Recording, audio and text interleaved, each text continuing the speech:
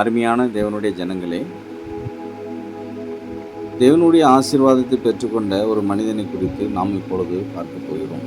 எப்படி என்றால், ஆண்டவரை அறியாத ஒரு மனிதனிடத்தில் கர்த்தர், நீ உன் இனத்தையும் உன் தேசத்தையும் விட்டு புறப்பட்டு நான் காண்பிக்கும் தேசத்துக்கு போ என்று சொல்லுகிறார்.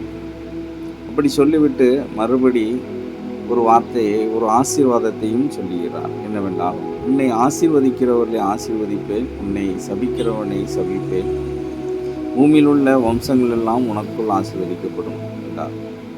இப்படியாக ஆதியாகமும் 12ஆம் அதிகாரம் 3ஆம் வசனத்தில் ஆண்டவர் ஒரு ஆசீர்வாதத்தை ஆபிரகாமுக்கு கொடுக்கிறார். அவர் அந்த வார்த்தையை கொடுக்கும்போது, இந்த சூழ்நிலையை பார்க்கும்போது, அந்த மனிதனுக்கு தேவன் ஒரு அறிமுகமில்லாத ஒரு நபர். ஆனாலும் அந்த மனிதர் அவருடைய வார்த்தைக்கு கீழ்ப்படிந்து விசுவாசத்தினால் தன் மனைவி மற்றும் தன் சகோதரனுடைய மகனோடு புறப்பட்டு செல்கிறார். அதே விசுவாசத்தினால் அவரும் அவருடைய வம்சமும் ஆசீர்வதிக்கப்பட்டிருக்கிறது. இது ஒரு சாதாரண வாக்குறுதி அல்ல. இது மனித குலத்திற்கான மிகப்பெரிய தேவனுடைய திட்டம். ஆபிரகாமுடைய ஆசீர்வாதத்தின் மூலமாக, விசுவாசத்தின் மூலமாக பூமியில் உள்ள எல்லா ஜனங்களும் ஆசீர்வாதத்தை பெற்றுக்கொள்வதற்கான ஒரு வழி இதன் மூலம் திறக்கப்பட்டிருக்கிறது.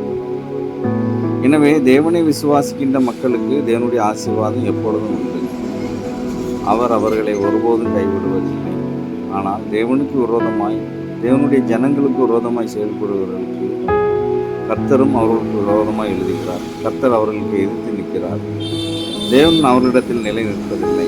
அதுபோலவே பூமியில் உள்ள வம்சங்கள் எல்லாம் உனக்குள் ஆசீர்வதிக்கப்படும் என்று சொல்லிய வார்த்தை கர்த்தராகிய இயேசு கிறிஸ்துவின் மூலமாய் நமக்கும் இந்த ஆசீர்வாதம் கிடைக்கப்பட்டிருக்கிறது. இயேசு கிறிஸ்துவை விசுவாசிக்கின்ற விசுவாசத்தின் மூலமாய் நாமும் அந்த ஆசீர்வாதத்தை பெற்றுக்கொண்டிருக்கிறோம். இதன் மூலமாக நாம் கற்றுக்கொள்வது என்ன?